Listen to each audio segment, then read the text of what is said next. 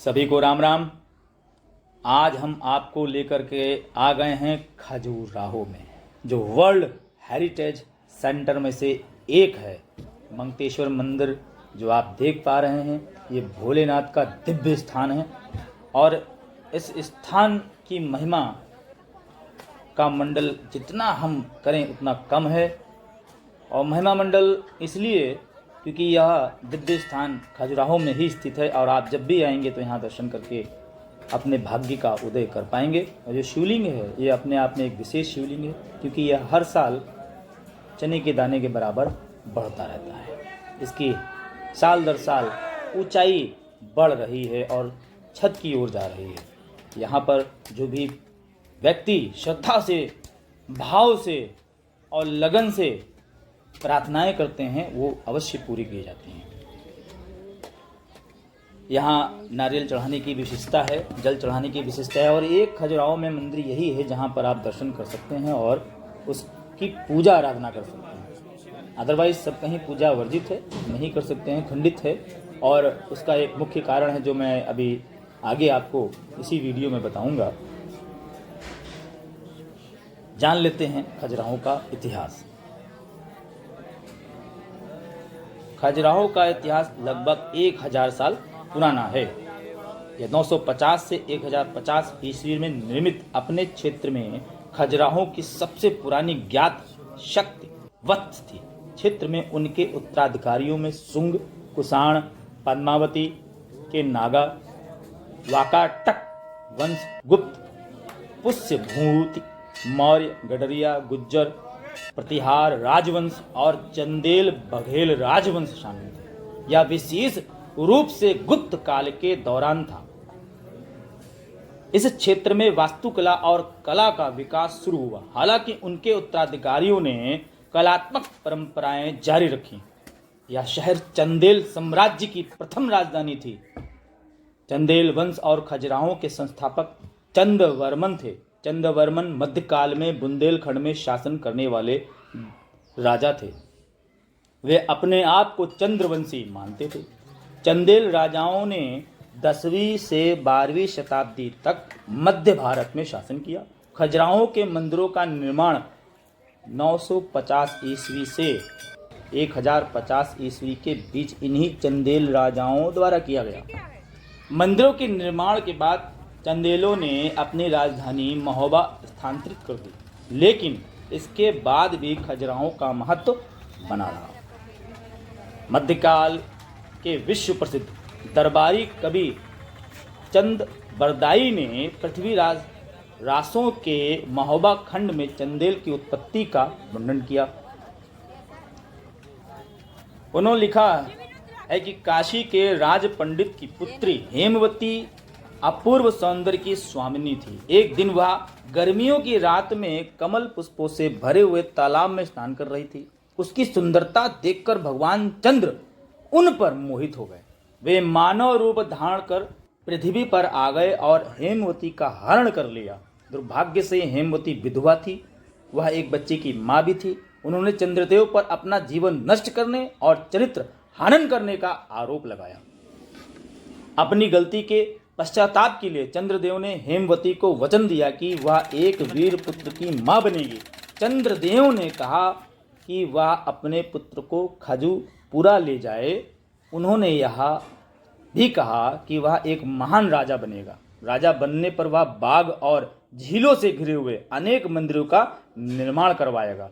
चंद्रदेव ने हेमवती से कहा कि राजा बनने पर तुम्हारा पुत्र एक विशाल यज्ञ का आयोजन करेगा, जिससे तुम्हारे सारे पाप धुल जाएंगे। चंद्रदेव के निर्देशों का पालन कर हेमवती ने पुत्र को जन्म देने के लिए अपना घर छोड़ दिया और एक छोटे से गांव में पुत्र को जन्म दिया। हेमवती का पुत्र चंद्रवर्मन अपने पिता के समान तेजस्वी, बहादुर और शक्तिशाली था। 16 साल की उम्र में, जी हाँ दोस्तों, 16 साल की उम्र में वह बिना हथियार के शेर या बाघ को मार सकता था। पुत्र की असाधारण वीरता को देखकर हेमवती ने चंद्रदेव की आराधना की, जिन्होंने चंद्रवर्मन को पारस पत्थर भेंट किया। जी हाँ पर दोस्तों, मैं उसी पारस पत्थर की बात कर रहा हूं भेंट किया और उसे खजुराहों का राजा बनाया। पारस पत्थर से लोहे को सोने में बदला जा सकता था। ये उस समय की बात है दोस्तों, जब वैज्ञानिक यंत्र उपकरण नहीं हुआ करते थे। उस समय की बात कर रहा हूं। ये वो हिंदुत्ववादी गौरवशाली इतिहास की बात कर रहा हूं। चंद्रवर्मन ने लगातार कई युद्धों में शानदार विजय प्राप्त की। उसने कालिंजर का विशाल किला बनवाया। मां के कहने पर चंद्रवर्मन ने तालाबों और उद्यानों से आच्छादित खजुराहों में 85 अद्वितीय मंदिरों का निर्माण करवाया। 85 दोस्तों, सुना आपने? 85। और एक यज्ञ का आयोजन किया जिसने हेमवती को पाप मुक्त कर दिया। चंद्रवर्मन और उसके उत्तराधिकारियों ने खजुराहों में अनेक मंदिरों का निर्माण कराया। दोस्तों, यहां पर जब भी आप आएंगे तो जब भी आप कलात्मक कलाकृतियों को नज़दीक से देखेंगे तब आप समझ पाएंगे कि मुगल शासकों और उनके आक्रमणकारियों द्वारा भारत में सभी हिंदू धार्मिक मान्यताओं और हिंदू देवी देवताओं को कितनी बड़े पैमाने पर क्षति पहुंचाई गई थी। ये जीता जागता खजुराहो उसी का एक सबसे बड़ा सबूत है, जो आप वहां जाकर के देखिएगा। बहुत मूर्तियां खंडित की जा चुकी हैं। आज भी बहुत संरक्षित मूर्तियों को रखा गया है। पुरातत्व विभाग ने बहुत मेहनत की है। उनके काम की जितनी सराहना की जाए, तारीफ की जाए, वो सब कम होगी। ये वंश कोई मामूली वंश नहीं है। आपको जानकर आश्चर्य होगा कि अखंड भारत जो आप संकल्प लेते हैं, भारत खंडे जम्बू द्वीपे आर्यवर्ते, वो उसका मतलब क्या है, इसे समझना बहुत आवश्यक है। हमारा भारत पाकिस्तान, बांग्लादेश, म्यांमार से लेकर के अफगानिस्तान से लेकर के कितने श्रीलंका, फिलिस्तीन, मलेशिया, थाईलैंड, दक्षिण Vietnam, Cambodia, Indonesia, Tibet, Bhutan इत्यादि देश शामिल थे। सोचिए अखंड भारत कितना बड़ा था, कितना बड़ा हमारा साम्राज्य था, कितना गौरवशाली हमारा इतिहास था। और ये इतिहास हिंदुओं का था, हिंदुओं का। जी हाँ, मैं हिंदुओं की गौरवशाली इतिहास की बात कर रहा हूं। इंशांशु वंश की बात कर रहा हूं, सूर्य वंश की बात कर रहा हूं। भगवान श्री राम ने इसी धरा पर जन्म लिया, भगवान श्री कृष्ण ने इसी धरा पर जन्म लिया, महाबली भीम ने भी इसी धरा पर जन्म लिया, और इसी धरा पर जन्म लिया बजरंगबली महाराज ने। और इसी धरा पर सबसे बड़ा राक्षस रावण भी हुआ, जिसने अपने तप के बल पर के इतना बड़ा कोहराम मचा दिया कि देवता भी थर थर थर थर कांपने लगे। तो ये उस गौरवशाली भारत भूमि, अखंड भारत भूमि की बात की जा रही है। हम अपने आप में ही एक निराला और गौरवशाली इतिहास रखते हैं।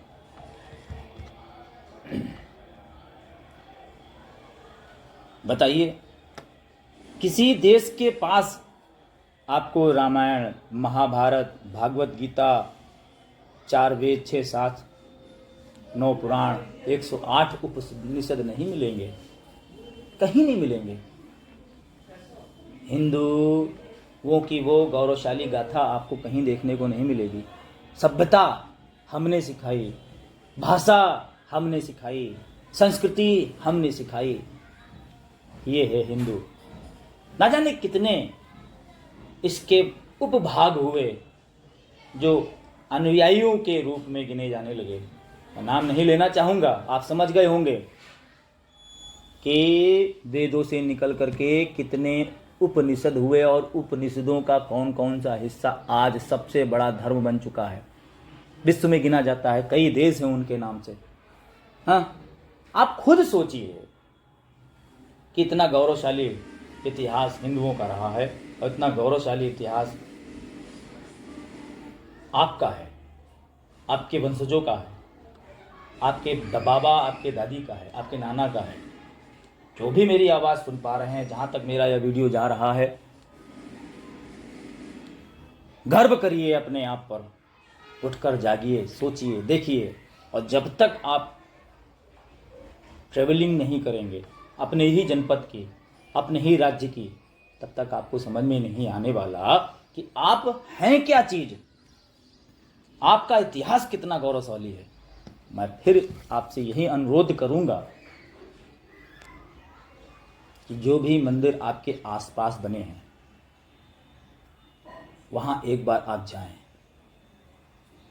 उन पर्वतों पे, झीलों पे, झरनों पे, ग्लेशियरों पे एक बार आप जाएं, वहां देखें जा करके, तब आपको समझ में आएगा। और मेरी माने तो मध्य प्रदेश के किसी भी जिले का एक बार आप दौरा कर लीजिए, आपको सच्चाई सामने मिल जाएगी। खजुराहो आप आ जाइए, सबसे बड़ी जहाँ की मैं बात कर रहा हूँ वहीं आप घूम करके जाएंगे। 85 मंदिर हैं, 85, जो बहुत जीर्ण शीर्ण अवस्था में है, कुछ तो बिल्कुल हूबहू वैसे ही रखे गए हैं। पुरातत्व विभाग ने बहुत मेहनत की, उनको फिर से विनिर्माण कराया गया, वैसे फिर से प्रस्तुत किया गया आपके सामने। ये अपने आप में बहुत बड़ी बात है, बहुत बड़ी बात है। वहाँ तो कण कण में भगवान विराजमान है। जैसे देवनगरी उत्तराखंड में कण कण में भगवान विराजमान हैं, उनको प्रत्यक्ष देखा जा सकता है, सुना जा सकता है, आंखों से महसूस किया जा सकता है। हमने भी चार धाम की जब यात्रा की थी तो उसमें उस समय हम लोगों ने सजीव दर्शन किए। ये एक्सपीरियंस है और मैं आपको बयां कर रहा हूं। ऐसे आप खुद जा कर के जब देखेंगे तब आप खुद बयां दूसरों को कर पाएंगे, जैसे मैं आपको कर रहा हूं। दोस्तों, कहते हैं ये नहीं था, वो नहीं था, ऐसा है, वैसा रहा, ऐसा रहा, वैसा रहा। हम दूसरों पर विलेम ना करें, खुद अपने गिरेबां के अंदर झांकें, हम क्या हैं। मनुष्य जाति में जन्म लेने के बाद इंसान के अंदर इंसानियत नहीं रह गई, मानव के अंदर मानवता नहीं रह गई। राष्ट्र के नागरिक होने के साथ साथ आप राष्ट्रीयता का भी परिचय दीजिए। ये नहीं रह गया तो फिर आपका मानव जन्म बेकार है। मानवता ही सबसे बड़ा आपका हथियार है। भगवान श्री राम को अयोध्या का जीजा कहा जाता है। उनके मनमोहक रूप को और उनकी सुंदरता को वहाँ पूजा जाता है। आज भी महिलाएं उनके महल में जाकर के उनकी इसी रूप की पूजा करती हैं। जो ये अनदेखा पहलू है, ये सिर्फ अयोध्या के वासी ही जानते हैं, बाहर कोई नहीं जानता है। ऐसे मथुरा में आप जाएंगे तो राधा रानी की पूजा होती है भगवान श्री कृष्ण से पहले। आपको जगह जगह लोग राधे राधे कहते नजर आएंगे, कृष्ण कृष्ण कहते नहीं नजर आएंगे। जाकर देखिए आप, मेरी बातों को थोड़ा सा गहराई से सोचिए। क्यों ऐसा, क्यों? क्योंकि वो उनके वंशज अपने आप को उनका वंशज मानते हैं। वो मानते हैं कि वो आज भी मेरे राजा हैं।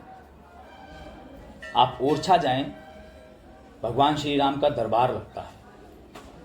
उन्हें गार्ड ऑफ ऑनर की उपाधि दी जाती है और प्रत्येक दिन उनके दर्शन से पहले सभी पुलिस वाले पूरी वर्दी में आकर के,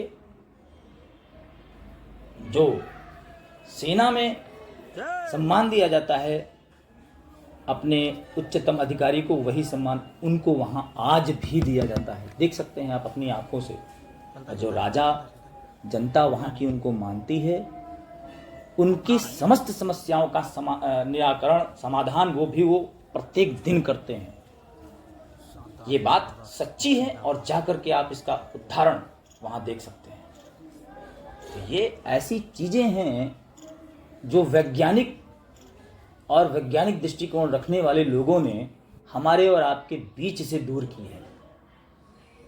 विज्ञान की उत्पत्ति कहां से हुई, उसका जनक कौन था, कभी इस पे भरी अपनी नजर डालिए, इस पे भी विचार कीजिए। हमारी उत्पत्ति कहाँ से हुई, कैसे हुई, इस पे भी नज़र डालिए।